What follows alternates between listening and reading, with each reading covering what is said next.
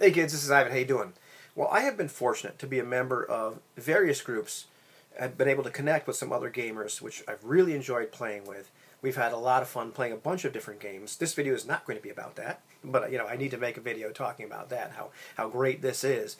However, in recent events, we played a bunch of games, and I've noticed that something was missing. Something wasn't quite right, and I couldn't put my finger on it.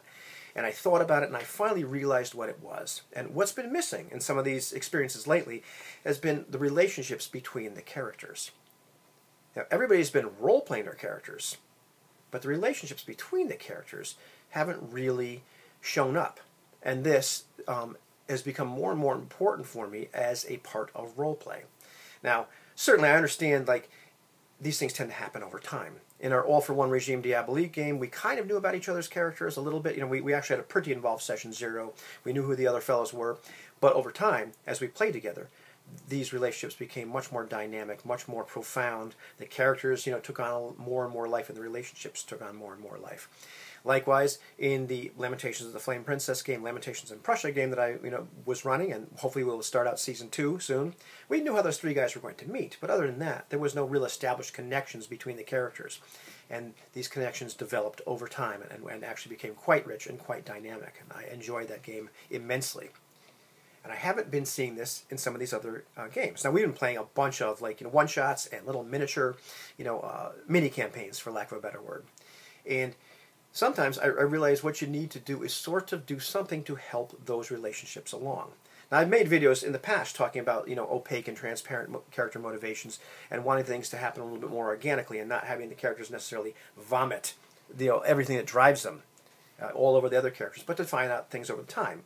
And I still stick to that. However, sometimes I believe you might need to make a little bit more effort to get things going if you're finding that it's sputtering and you're just not quite getting it. Because I think we've all had experience of playing in groups or in games where even though we played together for a long time, you still didn't see those relationships develop. It's almost as if everybody's been role-playing their characters, but it's almost as if they're kind of role-playing in a bubble, or we're passing the mic, and each character is getting some kind of spotlight time to show off their flaws, their motivation, what makes their character tick, what are they good at, all this sort of thing. But you get this impression of 4 or 5 individuals, not really a group, but just kind of, now it's Jim's turn, now it's John's turn, now it's, Susie's turn, if you know what I mean. So, how do you help that along? And I realize that sometimes working out the relationships and connections between the characters before play can really, really help. Having that kind of session 0 to kind of talk about, not just, why are we all here, but, why do the two of us know each other, or do we not know each other? Kind of sharing more information amongst each other. Because to me, there's that moment where you kind of look up from your own character sheet and you notice the other players' characters, and you become, a lot of times, over time, more interested in their characters than your own, because you start to find them so interesting and so compelling. To me, that's part of the magic of role-playing. So sometimes you're having these "what are we going to do next" conversations. You ever have one of those conversations in a role-playing game where you're at some sort of impasse, you've discovered this piece of information, and now you're all debating, what do we do next?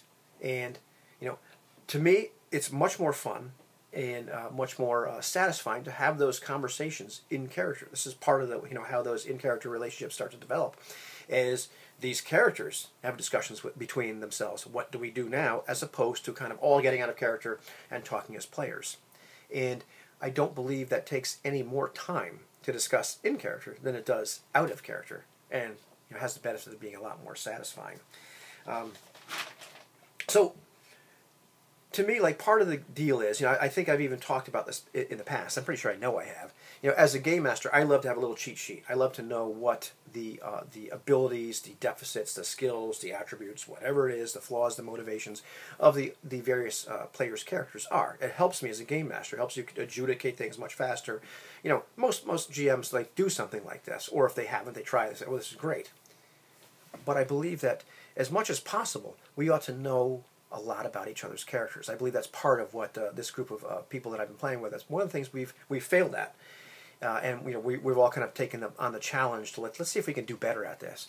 The idea that we share details about our character before play, as opposed to showing up with the character like I did last time, the day of or the day before.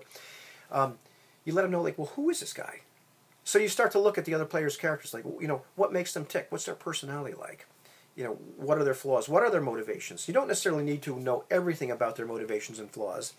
Sometimes they can be opaque if the other player finds that to be appropriate. There's something you're only going to find out about them later, or something they would normally hide. You know, however, sometimes things don't necessarily. It doesn't have to be black and white. It doesn't even it have to be either transparent or opaque, which I made a video about about a year ago or so. They can be translucent. You can kind of give them some kind of glimpse into what kind of guy is this. Likewise, you don't need to necessarily share everything that's on the character sheet in terms of skills and ability scores and what have you. But I thought about this a little bit more, and I'm not talking about in a gamey sort of sense. Not that there's anything wrong with that. Doing some things tactically, like who's the guy that's the best at sneaking, and who's the strongest guy, and who's the smartest guy, or the best guy, guy that's best at conning people and all that stuff, and we'll just put him there.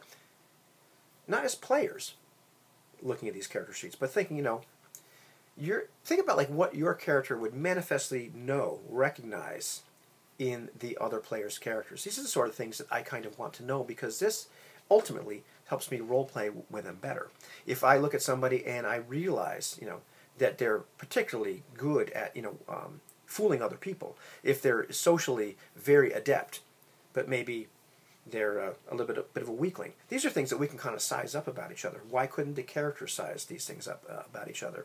If this guy's gruff, if this guy's surly, if another person is kind of a devil-may-care, wise ass, and always cracking jokes. These are things that our characters would notice and know about each other.